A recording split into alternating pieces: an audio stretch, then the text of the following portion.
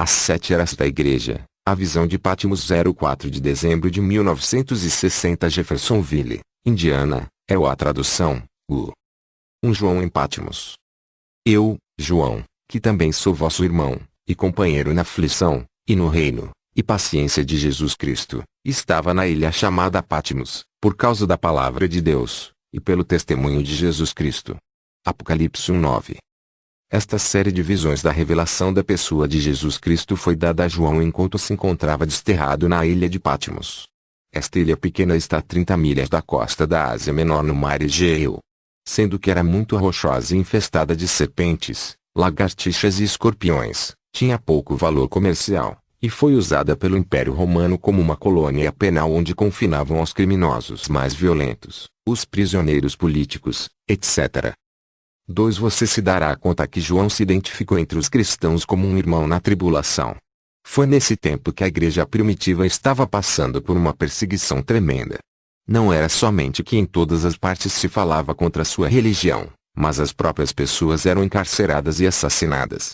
João, tal como multidões passadas, agora estava sofrendo a prisão pela palavra de Deus e o testemunho de Jesus Cristo. Quando o aprisionaram, procuraram em vão matá-lo, fervendo em azeite por 24 horas. Então os oficiais enfurecidos e sem poder, o confinaram a Patmos como se fora um feiticeiro. Porém Deus estava com ele, e lhe foi permitido deixar a ilha e voltar a Éfeso onde de novo continuou como pastor até o tempo de sua morte. 3. As visões que João recebeu cobriram um período de 2 anos, 95 a 96. Dessas são as visões mais sobressalientes em toda a palavra. O livro inteiro é dado em símbolos, e por isso é o centro de muita crítica e controvérsia. No entanto, sobre ele está o selo de Deus. Isso indica que é autêntico e de valor tremendo a todo aquele que lê ou escuta as suas páginas sagradas. No Espírito no dia do Senhor. Eu fui arrebatado em espírito no dia do Senhor, e ouvi detrás de mim uma grande voz, como de trombeta. Apocalipse 1:10. 4. Eu fui no Espírito. Não é em verdade formoso? Oh, como amo isso! Você poderia chamar isso a totalidade da vida cristã. Se vamos viver como cristãos, temos que estar em seu espírito. João não estava dizendo que estava em seu próprio espírito. Isso não haveria produzido estas visões. Tinha que ser o Espírito de Deus. Tem que ser o Espírito de Deus em nós também, ou todos nossos esforços são em vão. Paulo disse: eu orarei no Espírito, eu cantarei no Espírito, eu viverei no Espírito. Se há algo de bom que virá a mim, tem que ser revelado pelo Espírito, confirmado pela palavra, e manifestado por meio dos resultados que produz. Tão seguro como João teve que estar no Espírito para receber diretamente de Jesus estas revelações tão tremendas, assim também nós necessitamos estar no Espírito para entender as revelações que Deus nos tem dado em sua palavra, as quais nos mostram como viver, porque é o mesmo Espírito. 5. Vejo desta maneira. Muitíssimas pessoas leem a Bíblia em Atos 2:38, arrependei-vos, e cada um de vós seja batizado no nome de Jesus Cristo para perdão dos pecados, e recebereis o dom do Espírito Santo, e seguem adiante. Elas não veem. Se vissem, através do Espírito, elas saberiam que para receber o Espírito Santo, necessitam de se arrepender e serem batizadas no nome do Senhor Jesus, e então Deus estaria obrigado a cumprir sua palavra enchendo-as com o Espírito Santo. Elas nunca entram em seu espírito porque se o fizessem, sucederia com elas exatamente como diz a palavra. Ore a Deus para que lhe dê revelação por seu espírito. Esse é o primeiro passo. Entre no espírito. 6. Permitam-me usar outra ilustração. Suponhamos que você necessita de cura. Que diz a palavra? Bem, todos nós temos lido inúmeras vezes, porém não entramos no espírito quando a lemos. Pedimos a Deus que seu espírito nos ensinasse a pura verdade sobre isso. Se o houvéssemos feito, chamaríamos aos pastores, confessaríamos nossos pecados, seríamos ungidos, orariam por nós, e ali seria o fim da coisa. Pode ser que não venha imediatamente, porém em seu espírito, está concluído. Não há nenhuma outra corte de apelação. Deus cumprirá sua palavra. Oh, nós necessitamos de entrar no espírito, e então as coisas se farão. Não vá fazer as obras primeiro. Entre primeiro no Espírito, e então faça as obras e veja o que Deus fará. 7. Tem notado você como é que o mundo entra no espírito das coisas do mundo? Eles vão a seus jogos de bola, seus eventos desportivos e seus bailes. Eles entram no espírito da coisa. Não estão ali como flores de parede, como algo morto. Eles tomam parte nas coisas e chegam a ser parte das coisas. Porém, como odeiam aos cristãos porque entram no espírito da palavra de Deus. Nos chamam fanáticos e santos roladores. Eles farão tudo o que estiver a seu alcance para demonstrar seu ódio e desaprovação. Porém, ignore você isso. Você o pode antecipar sabendo de onde vem. Você siga adiante e entre no espírito de adoração. 8. Nosso espírito é limpo, é novo, é verdadeiro, é tranquilo e sério, porém não obstante, cheio do gozo do Senhor. O cristão deveria estar mais exuberante e cheio de prazer no Senhor, que o mundo quando saboreia as delícias de seus prazeres. Tanto os cristãos como os do mundo são humanos, ambos têm emoções. A diferença é que o coração e as emoções do cristão estão inteiramente no Senhor da glória e seu amor, enquanto que o mundo satisfaz a carne. 9. Agora, a Bíblia diz que João estava no Espírito no dia do Senhor. Em verdade, aqui está um versículo que causa contenda. Não deveria ser assim, porém alguns simplesmente não podem ver o que realmente diz a palavra. 10. Em primeiro lugar encontramos algumas pessoas boas que interpretam o dia do Senhor como sábado, o qual para eles é o sábado. Então há outros que chamam o dia do Senhor, domingo, o primeiro dia da semana. Porém, como poderia ser qualquer destes dias ou mesmo os dois juntos, quando João estava no Espírito recebendo aquelas visões por um tempo de 2 anos? Em realidade o que sucedeu foi que João foi levado no Espírito transportado ao dia do Senhor, que ainda está por vir. A Bíblia fala do dia do Senhor que está no futuro, e João agora está vendo as coisas daquele dia futuro. Entretanto, para fixar nossas mentes, discorramos exatamente o que é o sábado hoje. 11. O sábado, como o conhecemos do Novo Testamento, não significa guardar um determinado dia. Não temos mandamento algum de guardar o sábado como o sábado judeu, nem tampouco temos mandamento para guardar o primeiro dia da semana, que é o domingo. Aqui está a verdade sobre o sábado, que quer dizer repouso. Hebreus 4, 8-10. Porque se Josué lhes houvesse dado repouso, o dia de repouso, não falaria depois disso de outro dia. Portanto resta ainda um repouso, guarda do sábado, para o povo de Deus. Porque aquele que entrou no seu repouso, ele próprio repousou de suas obras, como Deus das suas. 12. Ouviu você a frase-chave na última parte do versículo 10? Deus repousou de suas obras. Deus deu aos israelitas o 7º dia para seu sábado, em comemoração de sua própria obra quando ele criou a terra e tudo o que nela está, e então cessou de criar. Ele cessou de seus labores. Ele repousou. Agora, estava muito bem dar um sábado de repouso a um povo que estava todo unido num lugar ao mesmo tempo, para que todos pudessem guardar um só dia. Hoje, a metade do mundo está em luz enquanto a outra metade está em trevas, assim sendo não serviria. Porém isso é somente um argumento do natural. 13. Vejamos o que nos diz a Bíblia acerca deste sábado de repouso. Porque aquele que tem entrado em seu repouso. Este entrado, não significa somente entrou no, mas permaneceu no, descanso. É repouso eterno, do qual o 7º dia é somente um tipo. 7. A consumação. 8. É o primeiro dia de novo. A ressurreição de Jesus foi no primeiro dia da semana, concedendo-nos vida eterna e eterno sábado. Então vemos por que é que Deus não nos pôde dar um certo dia da semana como um sábado, repouso. Temos entrado em e permanecido em nosso repouso, o que Israel não pôde fazer, tendo somente uma sombra da verdadeira substância da qual nós gozamos. Por que voltarmos a uma sombra quando hoje mesmo temos a realidade? 14. A maneira de receber esse repouso, o contínuo sábado, é pelo convite de Jesus. Ele disse em Mateus 11 e 28 e 29. Vinde a mim todos os que estáis cansados e oprimidos, e eu vos aliviarei. Tomai sobre vós o meu jugo e aprendei de mim. E encontrareis descanso, a guarda do sábado, não um dia, mas vida eterna. Sábado, para vossas almas. 15. Não importa há quanto tempo tenha estado você caminhando sob sua carga de pecado, ainda que sejam 10 anos, 30 anos, 50 anos ou mais, venha com sua vida cansada, e você encontrará seu repouso, o verdadeiro sábado. Jesus lhe dará descanso. 16. Agora, que é exatamente aquele repouso que Jesus dará. Isaías 28, 8-12. Porque todas as suas mesas estão cheias de vômitos e de imundície, não há nenhum lugar limpo. A quem pois se ensinaria a ciência? E a quem se daria a entender o que se ouviu? Ao desmamado, e ao arrancado dos seios. Porque é mandamento sobre mandamento, mandamento sobre mandamento, regra sobre regra, regra sobre regra, um pouco aqui, um pouco ali. Pelo que por lábios estranhos e por outra língua, falará a este povo. Ao qual disse, este é o descanso, sábado, dá descanso ao cansado, ou a guarda de seu sábado, e este é o refrigério, mas não quiseram ouvir. 17 Aqui está profetizado em Isaías. E se cumpriu como que há 700 anos mais tarde em Pentecostes quando foram cheios do Espírito Santo exatamente como disse que seriam. Este é o verdadeiro sábado que foi prometido. Então quando foram cheios do Espírito Santo, deixaram suas obras mundanas, suas coisas do mundo e seus caminhos pecaminosos. O Espírito Santo tomou conta de suas vidas. Eles entraram ao repouso. Ali está seu repouso. Esse é seu sábado.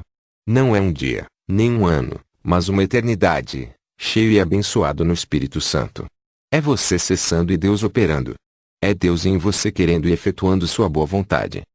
18 Vou dizer-lhes algo mais acerca dos sabatistas que dizem que nós estamos equivocados quando nos reunimos no domingo, o primeiro dia da semana. Aqui está o que disse Justino no segundo século. No domingo se tem uma reunião de todos aqueles que vivem nas cidades e vilas, e se lê uma porção das memórias e os escritos dos apóstolos até onde o tempo permite.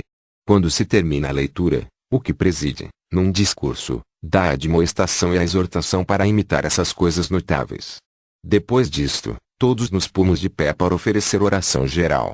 Ao terminar a oração, como temos explicado, serve o pão e o vinho, se dá graças, e a congregação responde, Amém.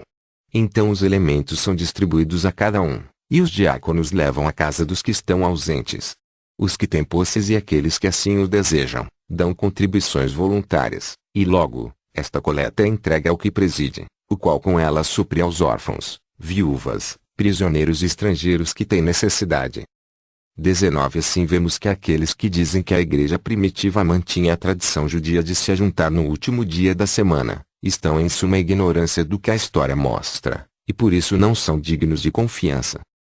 20 Aquelas pessoas podiam vir ali e encontrar aquele repouso. Há um gemido em todos os corações por aquele repouso, porém a maioria não conhece a resposta. Assim sendo tratam de silenciar aquele gemido através de um sistema religioso, guardando certos dias ou aceitando dogmas e credos denominacionais. Porém quando isso falha, então regressam à bebida, à bebedeira e todo excesso físico, crendo que por meio dos prazeres mundanos encontrarão satisfação. Porém em tais coisas não há repouso. Eles fumam e tomam pílulas para acalmar seus nervos. Porém não há descanso em drogas mundanas.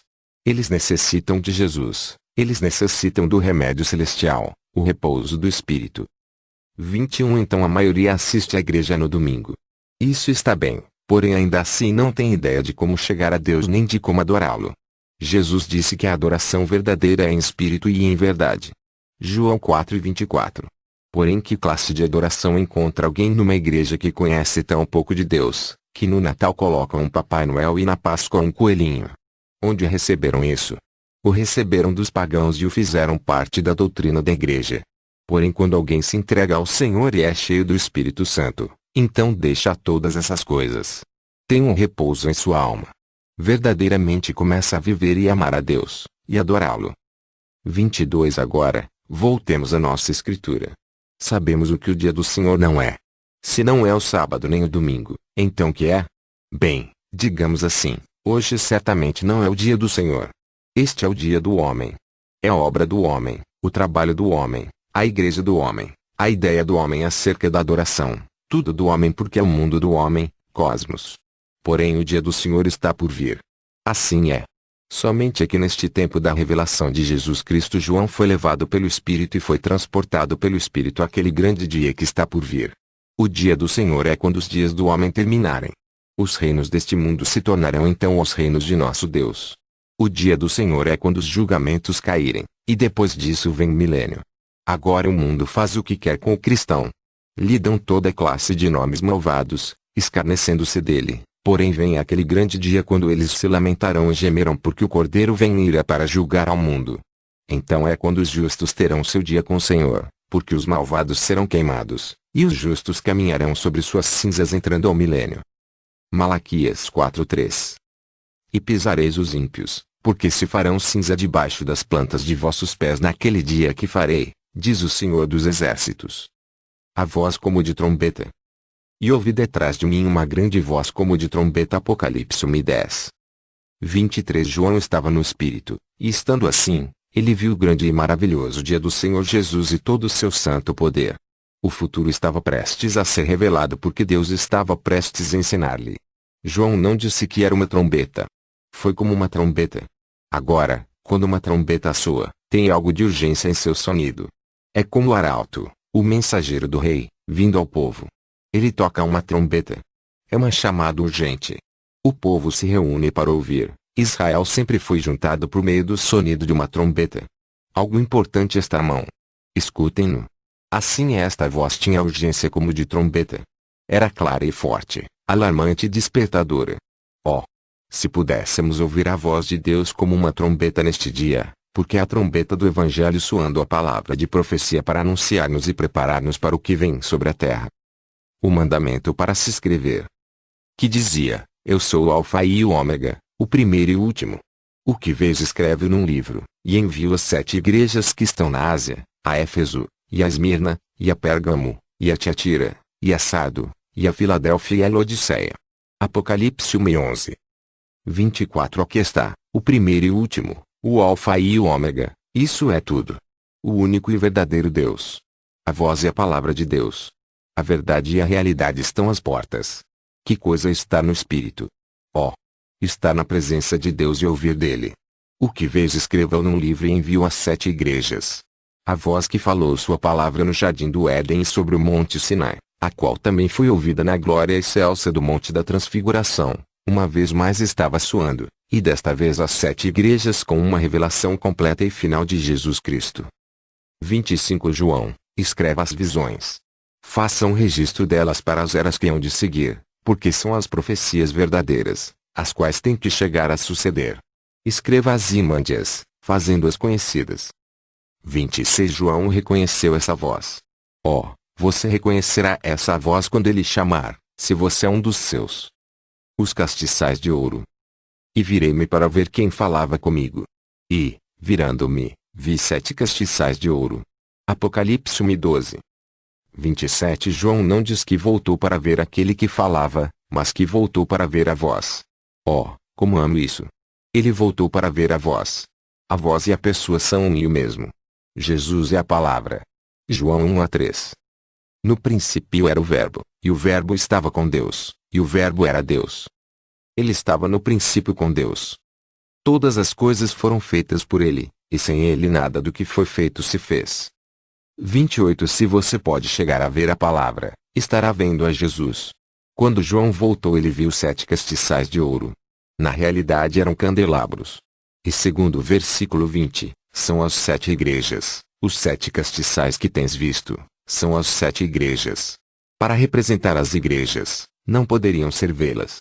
Uma vela unicamente dá luz por um tempo e então se acaba. Morre. Não haveria mais dela. Porém castiçais possuem uma condição mais duradoura que a contida nas velas. 29 Se você quer obter uma figura formosa do castiçal, leia acerca dele em Zacarias 4:1-6. E tornou o anjo que falava comigo e me despertou, como a um homem que é despertado do seu sono. E me disse, que vês? E eu disse, olho, e eis um castiçal todo de ouro, e um vaso de azeite no cimo, com as suas 7 lâmpadas, e cada lâmpada posta no cimo tinha 7 canudos. E, por cima dele, 2 oliveiras, uma à direita do vaso de azeite, e outra à sua esquerda.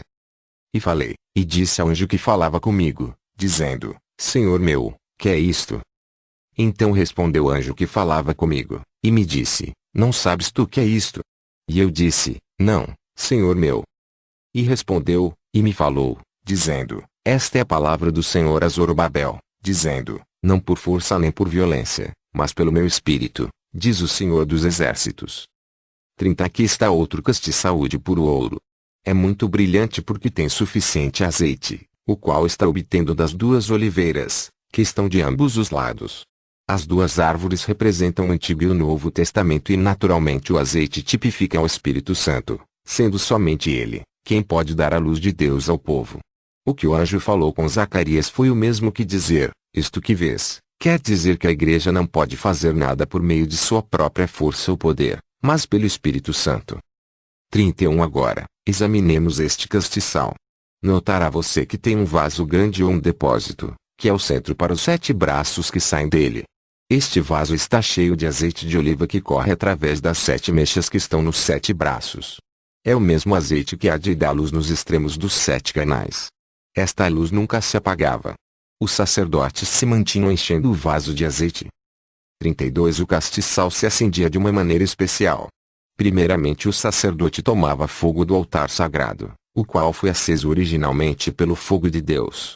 Ele acendia primeiramente a lâmpada que estava sobre o vaso, então acendia a segunda com o fogo da primeira. A terceira recebia o fogo da segunda, assim como a quarta recebia o seu da terceira, e assim sucessivamente até que as 7 lâmpadas eram acesas. Este fogo santo do altar, que passou de lâmpada a lâmpada, é um tipo maravilhoso do Espírito Santo nas 7 eras da igreja.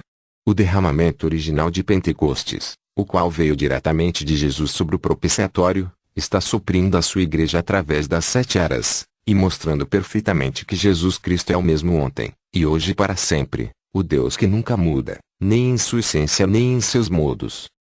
33 Em João capítulo 15, Jesus disse, Eu sou a videira, vós sois os ramos. Ele é a videira principal que vem da raiz original da semente original que tem a vida. Agora, a videira não porta fruto, são as ramas que fazem isto. Agora, veja isto, você pode enxertar numa árvore cítrica, como a laranjeira, uma rama de cidra, uma de limão e outras classes dessa mesma variedade e todas essas ramas prosperarão. Porém aquelas ramas enxertadas, não darão laranjas. Não senhor.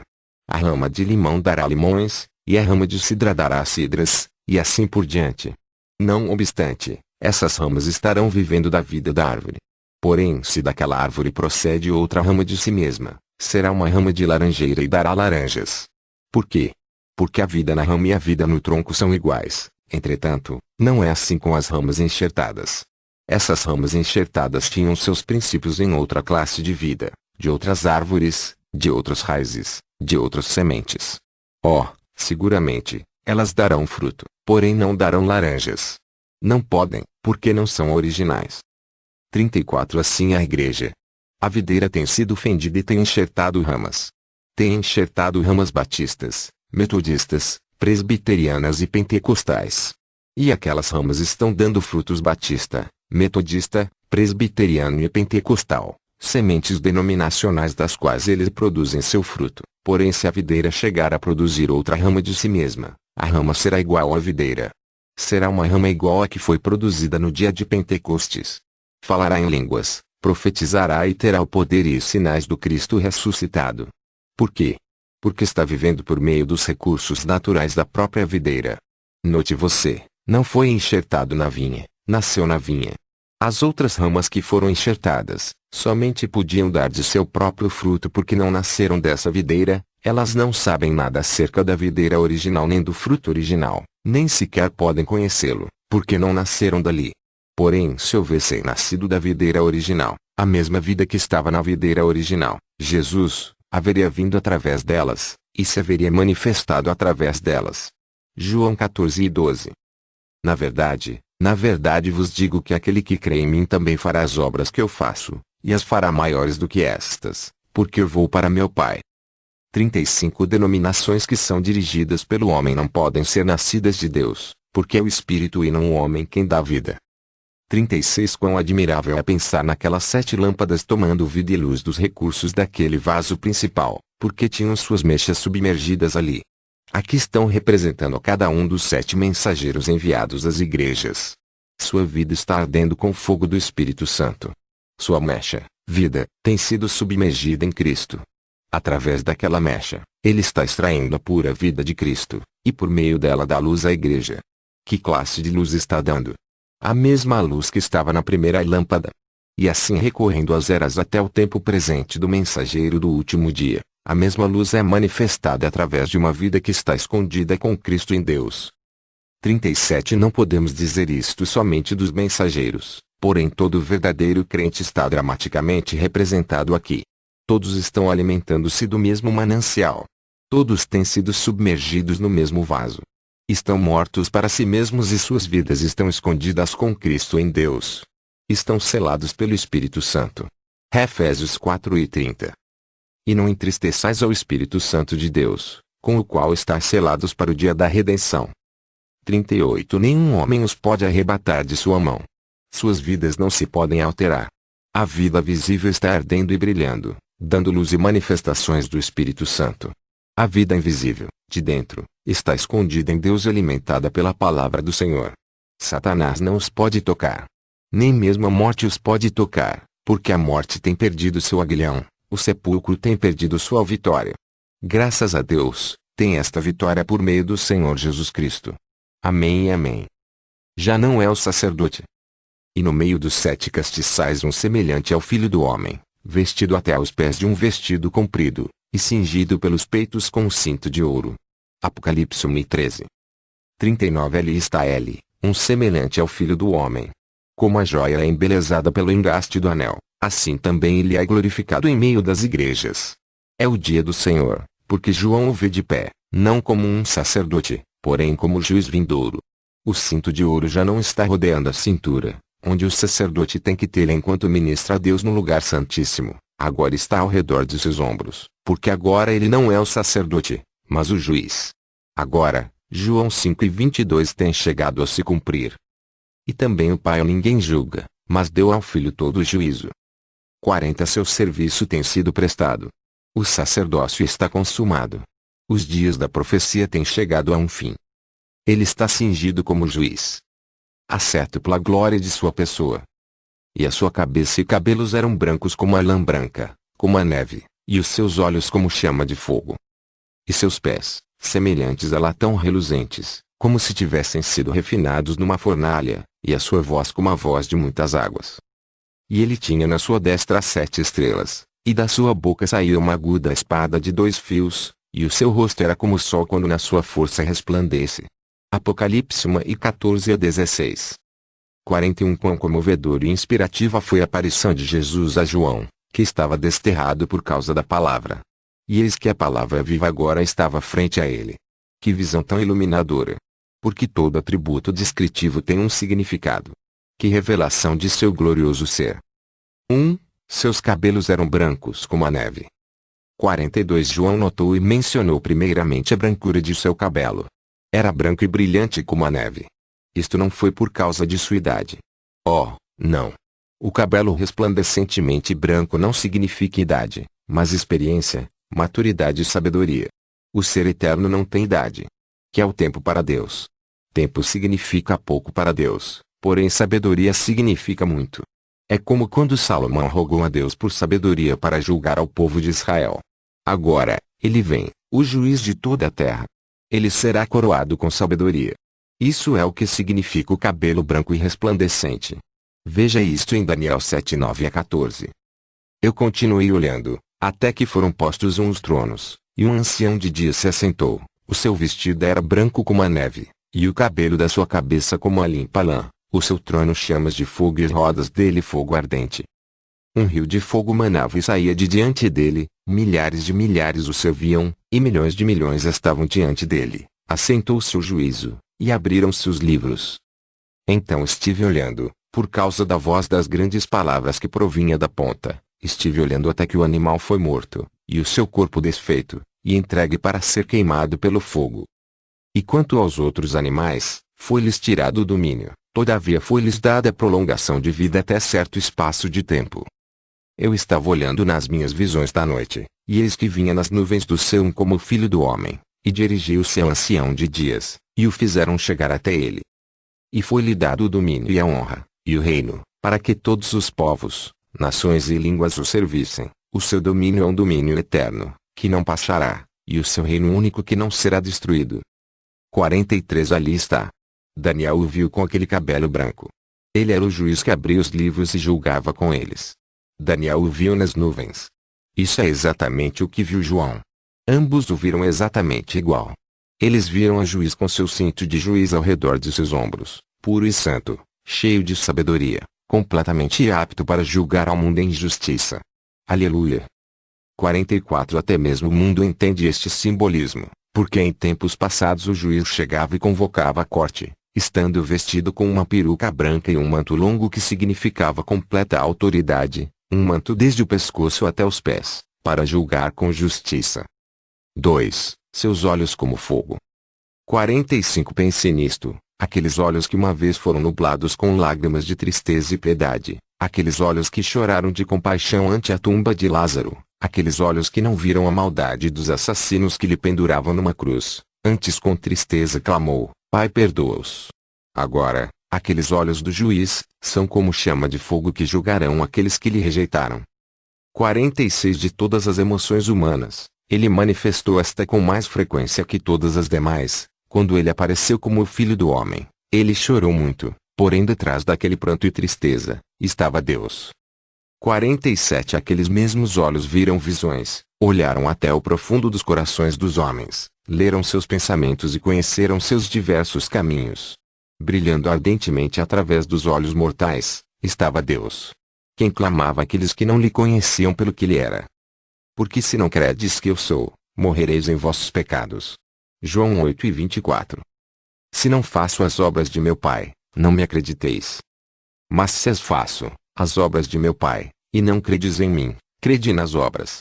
João 10:37-38. 48. Como Jeremias no passado, ele foi profeta de muitas lágrimas, porque os homens não receberam a palavra de Deus e lançaram a um lado a revelação. 49. Aqueles olhos ardentes e chamejantes do juiz estão ainda agora, esquadrinhando a vida de toda a carne, recorrendo toda a terra. Não há nada que ele não conheça. Ele conhece os desejos do coração e o que cada um se propõe fazer. Não há nada escondido que não seja revelado, porque todas as coisas estão nuas ante ele a quem temos que dar conta. Pense nisso, ele sabe até mesmo o que você está pensando neste momento. 50. Assim, ali está ele de pé como juiz com seus olhos chamejantes para distribuir juízo. O dia da misericórdia tem chegado ao seu fim. Oh, se os homens se arrependessem e buscassem seu rosto em justiça, enquanto ainda há tempo. Se pudessem se recostar em seu seio antes que o mundo se desfaça em fogo. 3. Pés de bronze. 51. Seus pés semelhantes ao bronze reluzente, como que refinado numa fornalha. O bronze é conhecido por sua extraordinária dureza. Não se conhece nada que possa misturar-se com o bronze para temperá-lo. Porém este bronze que descreve seus pés é ainda sobressalente, porque tem resistido à prova do forno ardente, uma prova que nenhum outro tem resistido. E isso é exatamente correto, porque bronze significa juízo divino, um juízo que Deus determinou e trouxe a seu cumprimento. João 13:14-19. E, como Moisés levantou a serpente no deserto, assim importa que o Filho do Homem seja levantado. Para que todo aquele que nele crê não pereça, mas tenha vida eterna. Porque Deus amou o mundo de tal maneira que deu o seu Filho unigênito, para que todo aquele que nele crê não pereça, mas tenha vida eterna. Porque Deus enviou o seu Filho ao mundo, não para que condenasse o mundo, mas para que o mundo fosse salvo por ele. Quem crê nele não é condenado, mas quem não crê já está condenado, porquanto não crê no nome do unigênito Filho de Deus. E a condenação é esta, que a luz veio ao mundo, e os homens amaram mais as trevas do que a luz, porque as suas obras eram más. E em Números 21:8-9. E disse o Senhor a Moisés, faze uma serpente ardente, e põe-na sobre uma haste, e será que viverá todo mordido que olhar para ela. E Moisés fez uma serpente de metal, e pô-la sobre uma haste, e era que, mordendo alguma serpente alguém, olhava para a serpente de metal, e ficava vivo.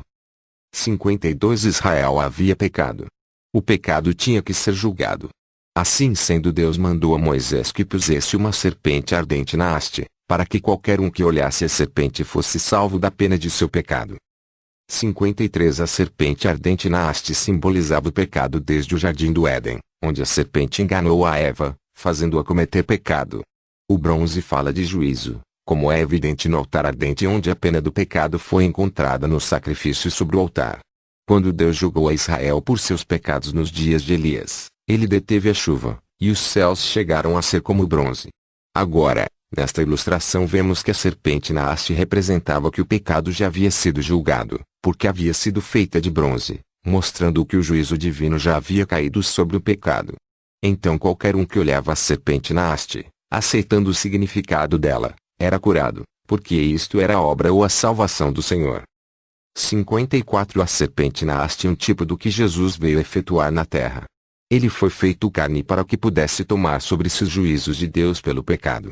O fundamento do altar do sacrifício era de bronze maciço, tipificando ao cordeiro imolado desde antes da fundação do mundo. O juízo já havia caído sobre ele, quando ainda não havia pecadores. A salvação depende inteiramente do Senhor. Ele pisou sozinho o lagar da ira de Deus. Seus vestidos foram tingidos de vermelho com seu próprio sangue. Sua porção foi o forno ardente do justo juízo da ira de Deus. Ele sofreu, o justo pelos injustos. Tu és digno, Cordeiro de Deus, porque tu nos tens redimido por teu próprio sangue. Mas ele foi ferido pelas nossas transgressões, e moído pelas nossas iniquidades. O castigo que nos traz a paz estava sobre ele, pelas suas pisaduras fomos sarados.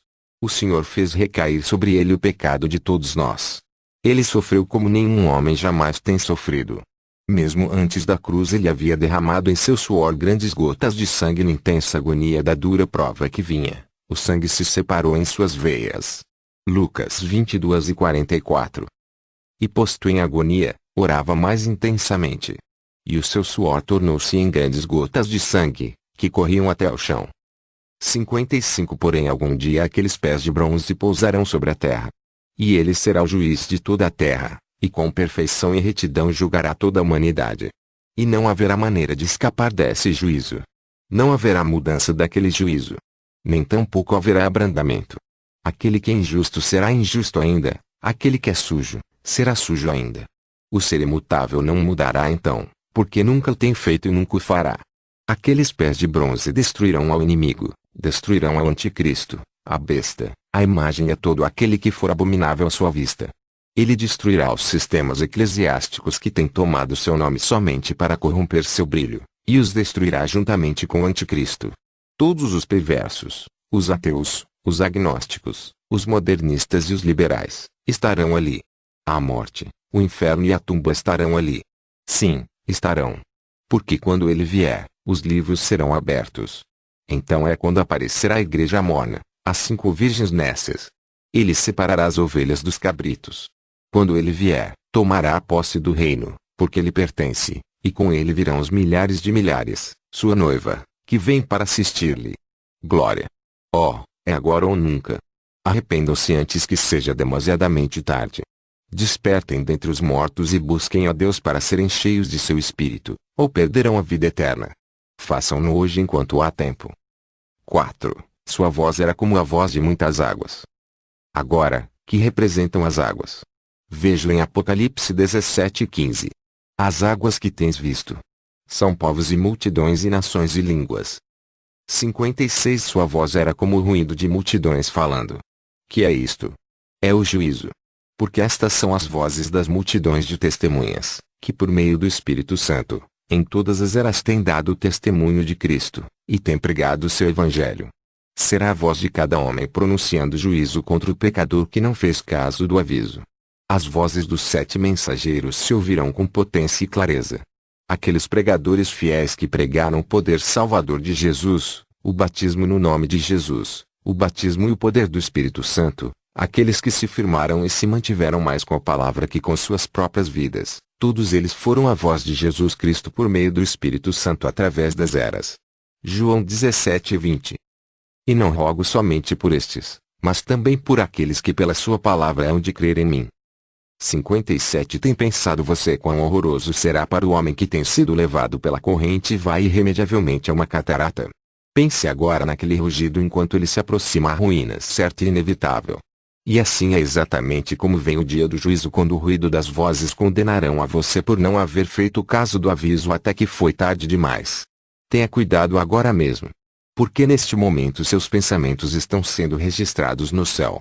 Ali seus pensamentos falam mais forte que suas palavras. Como o fariseu que clamava de lábios, porém não escutando ao Senhor, seu coração chegou a ser vil e corrompido até que foi tarde demais.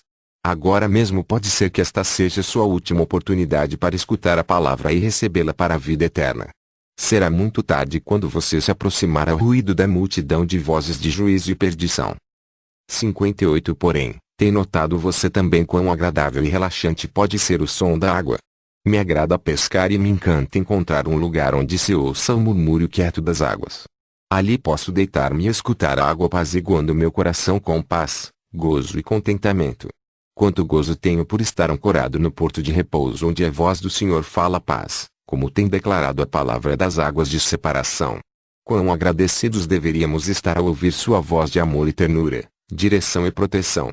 E algum dia ouviremos aquela mesma voz aprazível falar-nos, não em juízo, mas em boas-vindas, porque nossos pecados têm sido perdoados por seu sangue, nossas vidas têm sido cheias do Espírito, e nosso andar estava na palavra.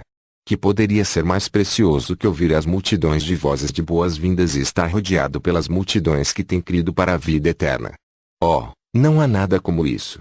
Minha oração é que você ouça sua voz e que não vá endurecer seu coração, mas que o receba como seu rei.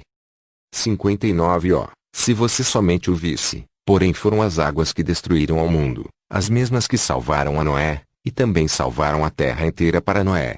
Escute sua voz, a voz de seus servos, enquanto lhe chamam ao arrependimento e à vida.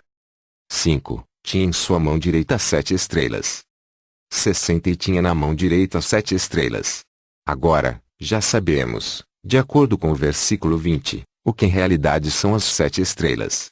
E o mistério das 7 estrelas, são os anjos, mensageiros, das 7 igrejas. Agora, aqui nunca poderíamos cometer erro, porque ele mesmo interpretou. Estas 7 estrelas são os mensageiros às 7 eras sucessivas. Não são chamados individualmente.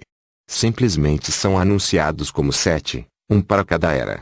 Desde a era de Éfeso até esta última era de Laodiceia, cada mensageiro trouxe a mensagem de verdade ao povo, e nunca tem deixado de ser a palavra de Deus para cada era em particular. Cada um se manteve fiel à palavra. Foram firmes em sua lealdade à luz original.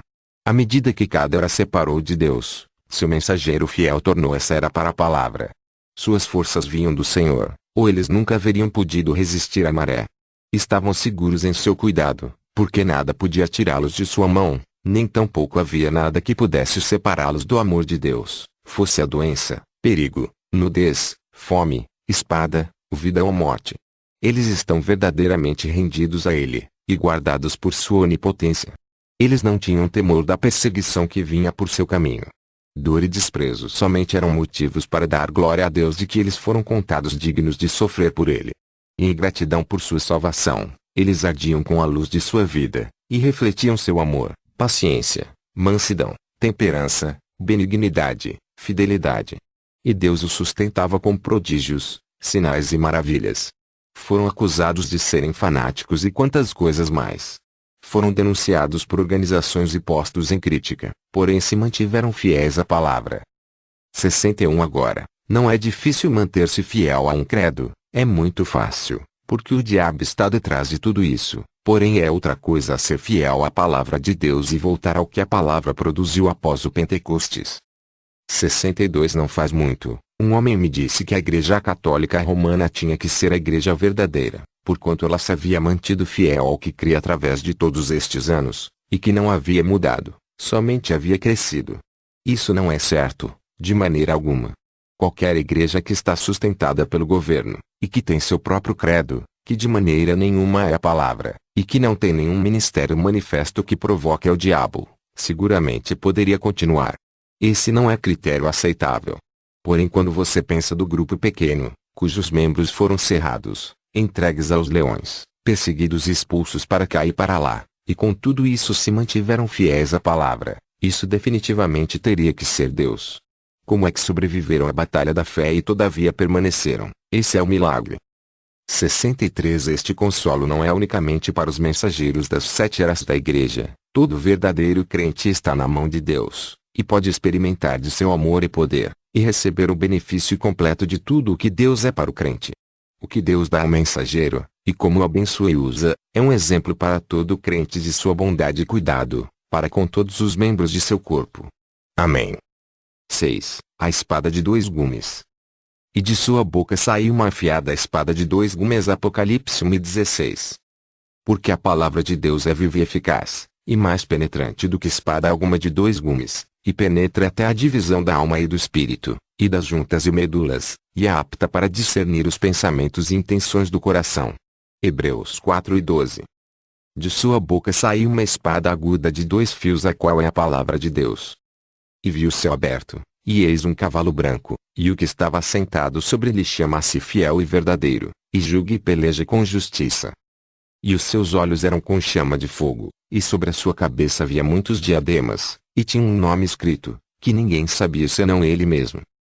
E estava vestido de uma veste salpicada de sangue, e o nome pelo qual se chama é a Palavra de Deus. E seguiam-me nos exércitos no céu em cavalos brancos, e vestidos de linho fino, branco e puro. E da sua boca saiu uma aguda espada, para ferir com ela as nações, e ele as regerá com vara de ferro, e ele mesmo é o que pisa o lagar do vinho do furor e da ira do Deus Todo-Poderoso. E no vestido e na sua coxa tem escrito este nome, Rei dos Reis, e Senhor dos Senhores. Apocalipse 19:11-16. Disse-lhe Natanael: Donde me conheces tu? Jesus respondeu, e disse-lhe: Antes que Filipe te chamasse, te vi eu, estando tu debaixo da figueira. João 1:48. 64. Ali está. Quando ele vier, aquela palavra virá contra toda a nação e todos os homens, e nenhum poderá suster-se contra ela. Revelará o que há em cada coração, como fez com Natanael. A palavra de Deus mostrará quem fez a vontade de Deus e quem não a fez. Dará a conhecer as obras secretas de cada homem, e por que as fez. Separará. Por isso é que diz em Romanos 2:3. E tu, ó homem, que julgas os que fazem tais coisas, cuidas que, fazendo-as tu, escaparás ao juízo de Deus.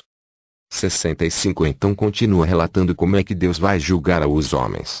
Aqui está nos versículos 5-17. O coração duro e impenitente será julgado. As obras serão julgadas. Os motivos serão julgados.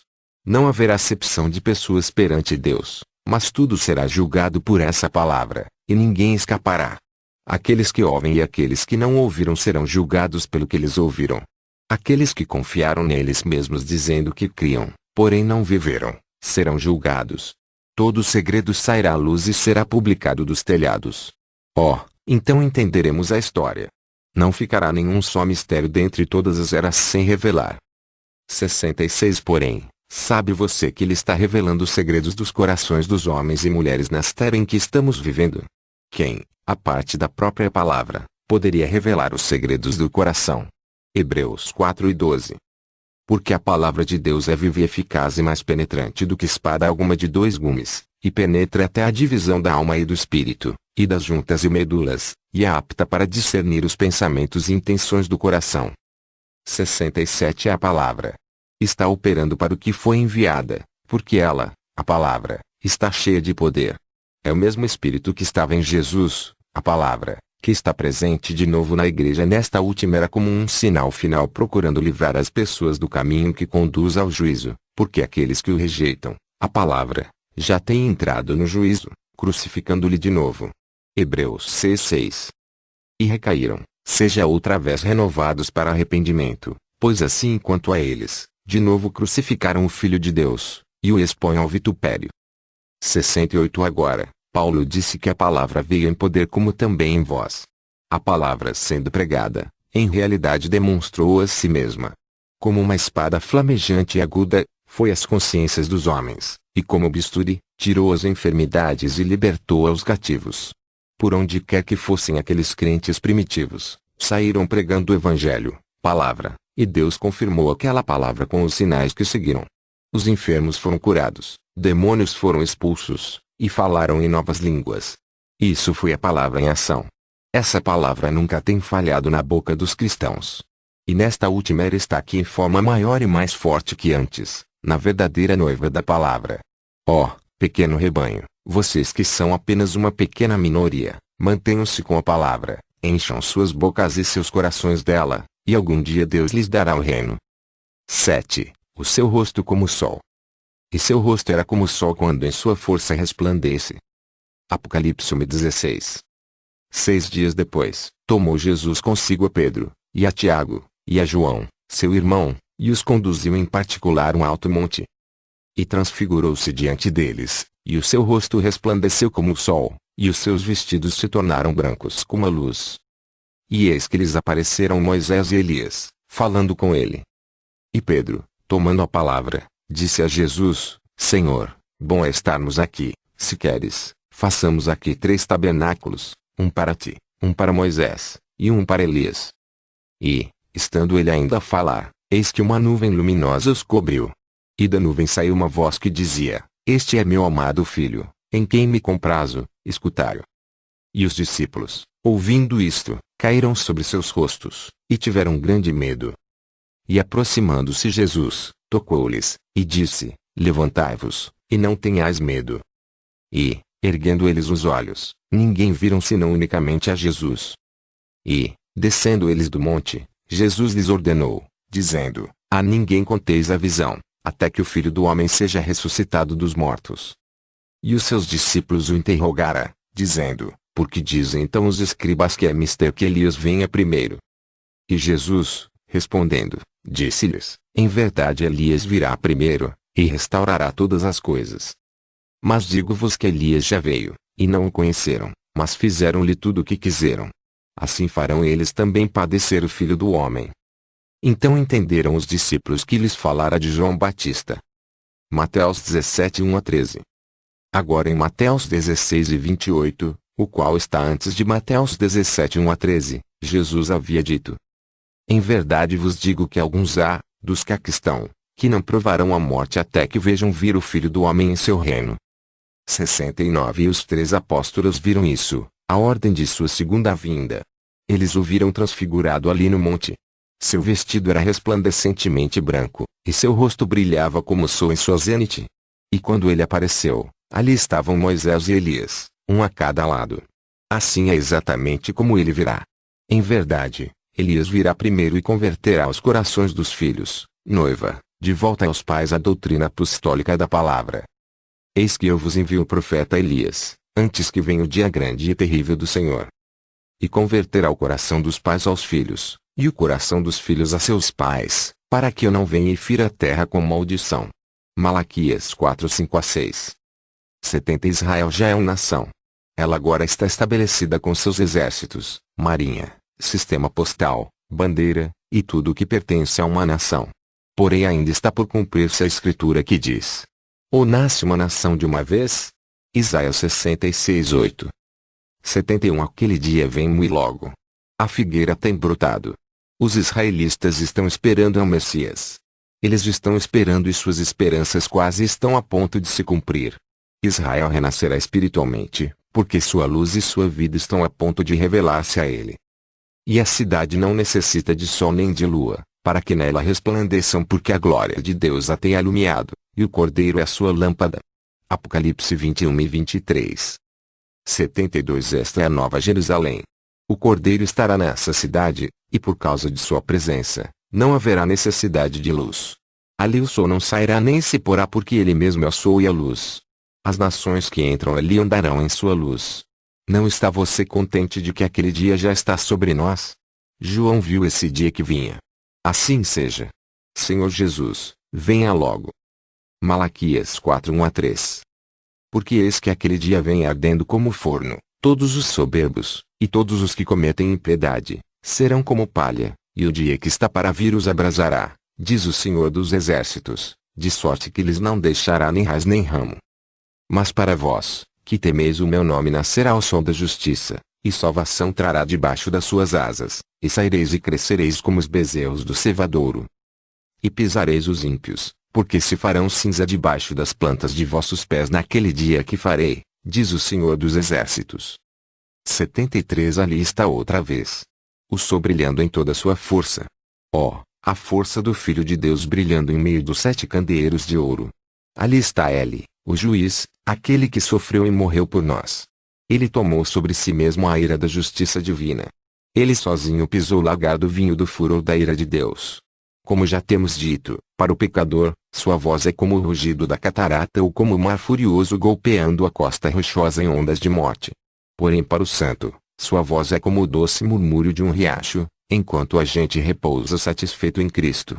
Brilhando sobre nós com seus raios cálidos de amor nos diz: Não temais, eu sou o que era, o que é, e o que há de vir, eu sou o Todo-Poderoso. Fora de mim não há outro. Eu sou o Alfa e o Ômega, o tudo. Ele é o lírio dos vales, a estrela resplandecente da manhã. Ele é o preferido entre 10.000 a minha alma. Sim, aquele grande dia está pronto para manifestar-se, e o sol da justiça nascerá trazendo saúde em suas asas. O Cristo vitorioso.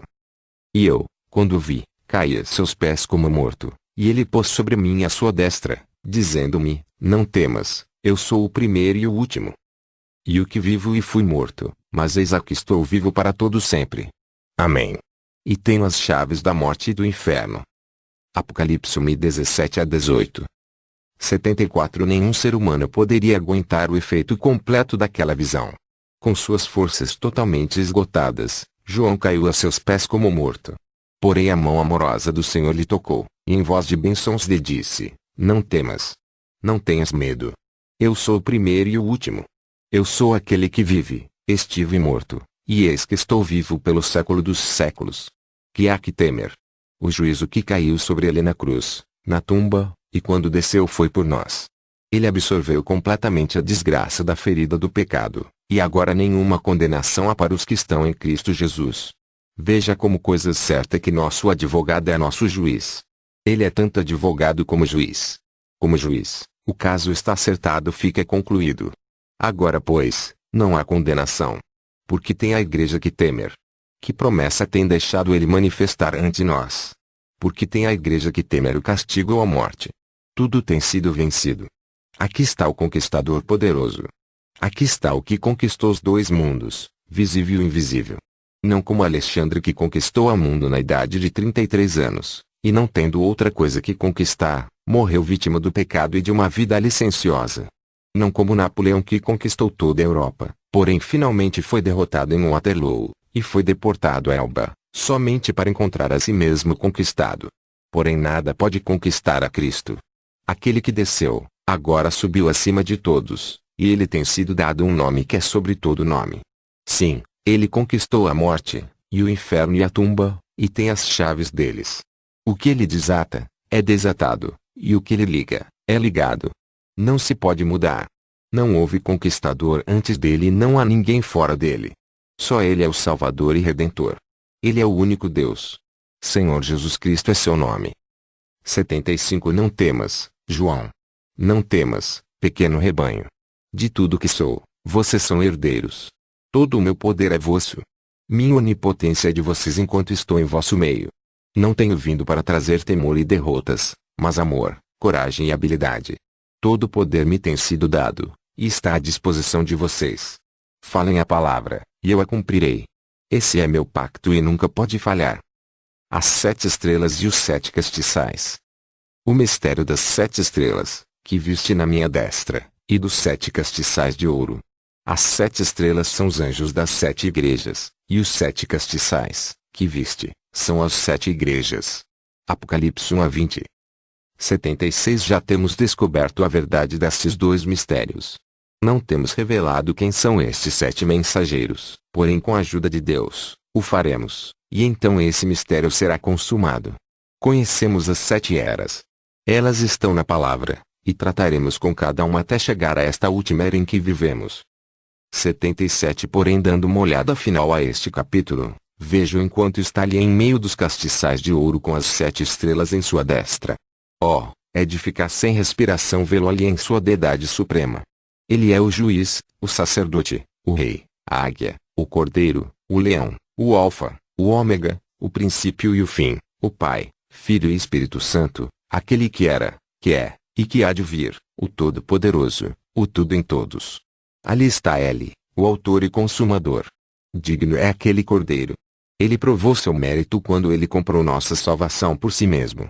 Agora ele se encontra em todo o seu poder e em toda a sua glória com todas as coisas submetidas a ele como juiz. 78 Sim, ali está ele entre os castiçais, com as estrelas em sua mão. É noite, porque então é quando usamos lâmpadas para dar luz, e quando as estrelas brilham e refletem luz do sol. E está escuro. A igreja está caminhando por fé nas trevas. Seu Senhor partiu desta terra, porém o Espírito Santo ainda brilha através da igreja, dando luz a este mundo corrupto pelo pecado. E aquelas estrelas também refletem sua luz. A única luz que tem é sua luz. Quão escuro está, quanto frio faz espiritualmente. No entanto, quando ele chega à cena, Então a luz e calor, e a igreja recebe poder, e por meio dele faz as obras que ele fez. 79 Ó, se pudéssemos vê-lo como o viu João. Que tipo de gente deveríamos ser, perante ele naquele dia? 80 Se você não tem ainda entregue sua vida a ele, oxalá que o faça neste momento. Ajoelhe-se ali onde está e peça perdão por seus pecados, e renda sua vida a ele. Então juntos procuraremos nos aproximar às 7 horas da igreja, e enquanto o fazemos, minha oração é que Deus ajude este servo indigno para que possa revelar sua palavra a vocês.